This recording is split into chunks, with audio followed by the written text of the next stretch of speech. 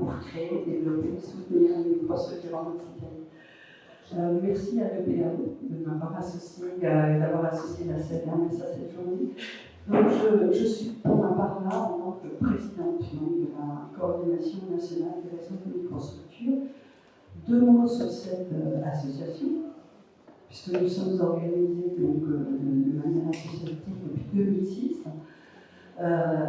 Là, c'est l'Hermès fédère l'ensemble des réseaux de microstructures, quasi l'ensemble des réseaux de microstructures qui existent et qui sont engagés dans les 2 expérimentations article 51 dont il va être question aujourd'hui, et plus particulièrement dans ce qui a concerné le développement des microstructures additionnelles. Sont représentées les structures, les personnes morales qui souhaitent adhérer donc à la coordination par 2 membres à chaque fois, un membre représentant l'association et un acteur de terrain. Parce que pour nous, il est très très important qu'on puisse rester en lien avec les personnes qui travaillent et qui puissent nous retourner leur expérience de terrain. Voilà, donc globalement, je voulais vous dire 2-3 mots de ce qu'est la CNRS, d'où je parle, comme vous disiez à une époque, et vous dire aussi, vous donner quelques éléments de contexte quand même, parce que les microstructures, elles ne sont pas nées il y a 5 ans, même si en Occitanie, ça a été le cas. Mais elles sont nées bien avant, les premières microstructures, elles sont nées au moment de l'épidémie, ici, la fin des années 90. Et elles sont nées de la nécessaire synergie entre la médecine générale et, à l'époque, une structure médico-sociale dans le Grand Est, à Strasbourg, parce qu'à l'époque, et je crois qu'on est juste quelques-uns à avoir la mémoire de ça, les usagers de drogue vivaient du sida, dans une espèce d'indifférence voilà, qui pour nous était intolérable, parce qu'on n'avait ni traitement de substitution à notre disposition, ni traitement antiviraux. Donc on les accompagnait simplement les uns. Et ça a été, je crois, une expérience très marquante. Et je crois qu'on s'est dit à plusieurs, plus jamais ça. Enfin, je crois qu'on a été vraiment durablement marqué par cette histoire. À l'ECAC, donc l'association médico-sociale que je dirigeais à l'époque, on a eu 40 morts en 5 ans. Voilà, c'était ça la situation. C'était terrifiant, terrifiant. Et je crois que les microstructures sont un des éléments de réponse aujourd'hui aussi, inscrits dans l'offre de soins de proximité qui permet effectivement de prendre les gens en charge bien plus, de manière bien plus dense et importante qu'auparavant. Donc, voilà, c'est une expérimentation, une expérience, une aventure qui est née de la synergie entre un réseau de médecins généralistes et une structure médico-sociale d'entrée de jeu parce qu'il y avait besoin, pour répondre à la catastrophe sanitaire, il y avait besoin de cette synergie-là.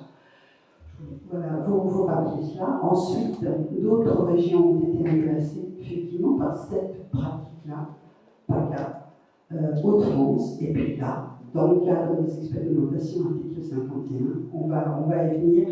Ça s'est élargi notamment parce que la NICU a inscrit dans son dernier plan de lutte contre les addictions comme priorité la création de nouvelles microstructures, premier élément. Deuxième élément, la possibilité laissée par la loi de décembre 2018, de l'ignorance, la loi de sécurité sociale qui permettait d'expérimenter des dispositifs innovants. Et là, on a expérimenté non pas le bien fondé des microstructures, mais le financement, le fameux financement par forfait, qui a été découvert pour beaucoup d'entre nous. Et c'est ça ce qu'on a expérimenté, tout comme l'autre aspect de l'expérimentation était de vérifier que les microstructures étaient bien un dispositif de soins de proximité non redondant avec l'existant. Voilà, on est sur ces 2 aspects-là. Alors, je vais vous donner quelques éléments.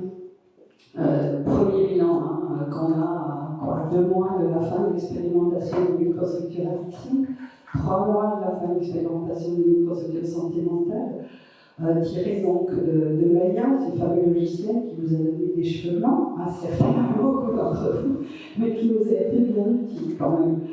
Donc, je rappelle l'objectif initial, création de 150 microstructures médicales en addiction, pour ce qui concerne l'équipe addict, à fin 2023, Donc 5 régions expérimentatrices.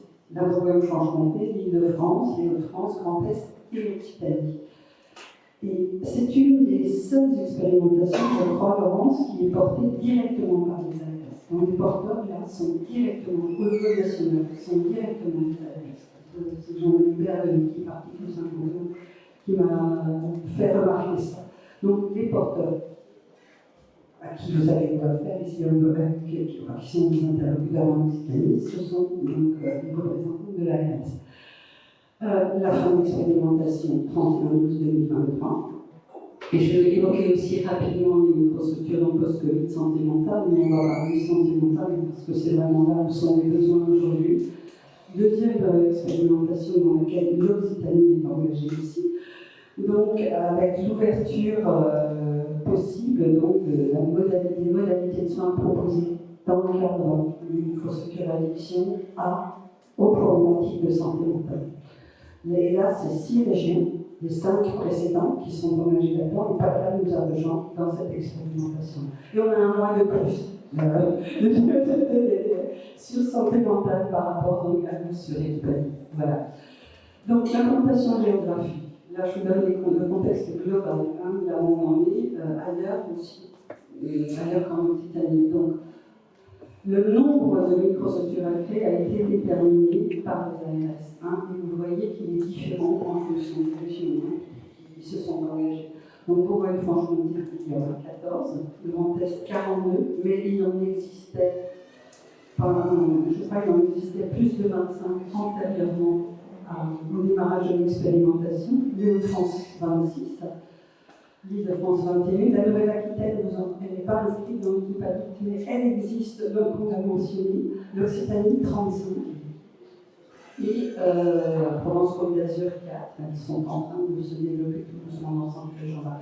Donc on est à 143 microstructures au total, par rapport aux 150 initialement prévus dans le cadre de l'équipe adulte, sauf qu'on a limité dans certaines régions, et notamment en Occitanie, la création de nouvelles microstructures parce que vous aviez déjà atteint le nombre de patients maximal qui était envisagé sur votre région. Donc on a freiné aussi le développement de nouvelles microstructures parce que le nombre de patients était atteint et en Occitanie et en Grand Est.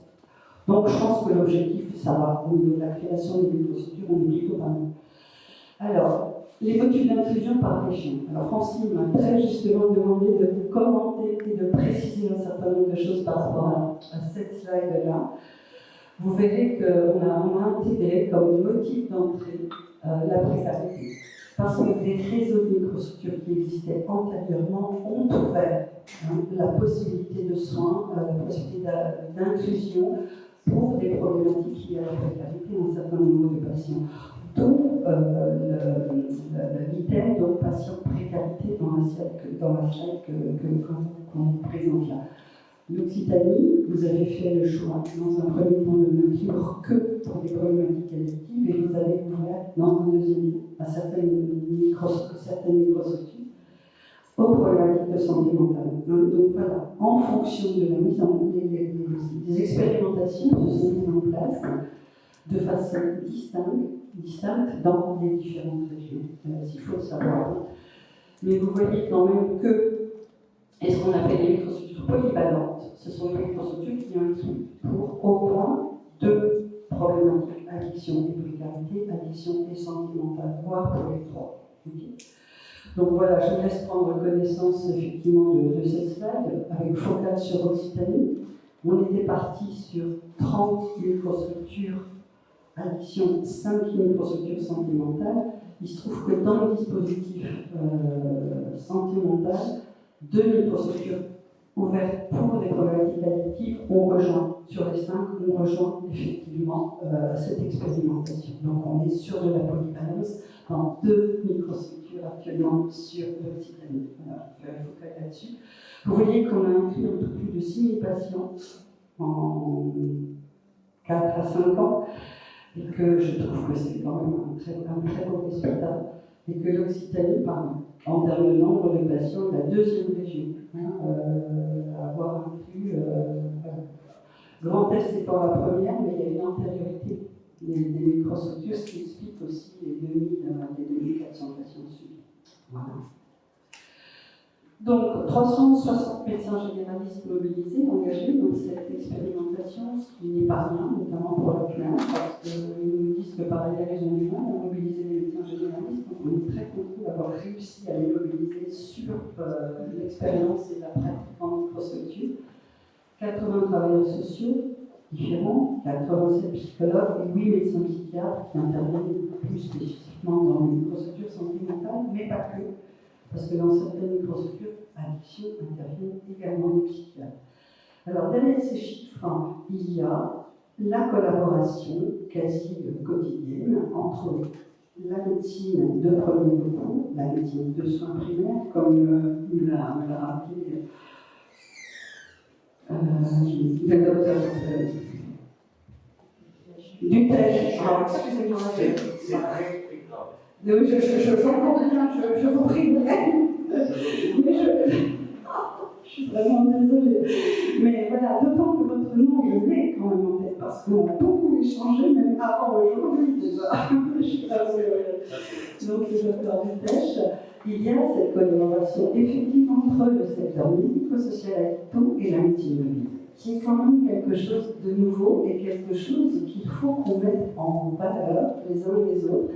Parce que c'est ce qui fait le sel des microstructures, cette collaboration, le fait qu'il y a maintenant des apports de compétences, une porosité entre les deux dispositifs de soins qui me paraît extrêmement positif. Voilà.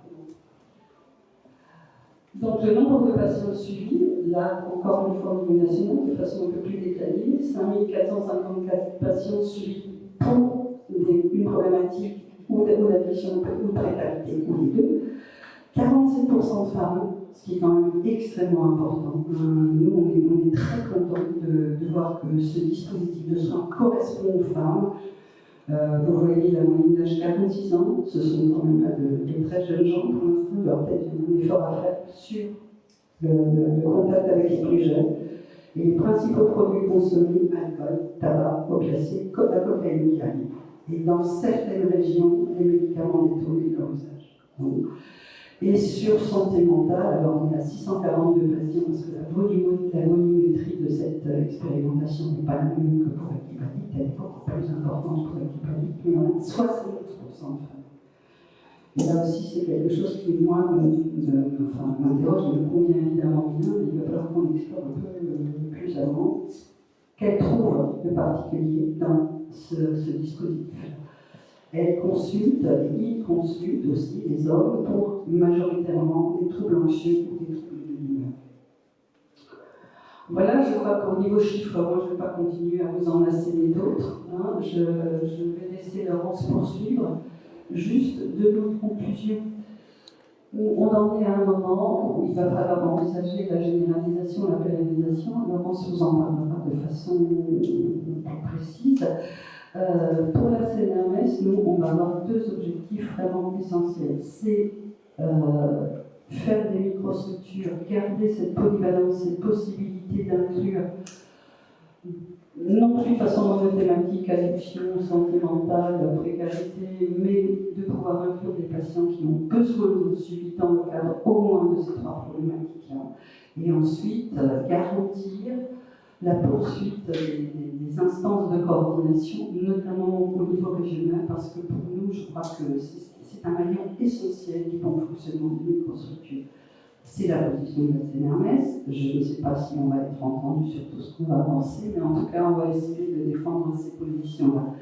Dernier élément, vous êtes tous conviés à la journée nationale microstructure qui, cette année est stratégiquement importante, qui a lieu le 28 novembre à Paris, avec en principe la présence du nouveau directeur général de la DGS et acquise de Franck Bénivier, qui est le secrétaire, délégué ministériel à la santé mentale.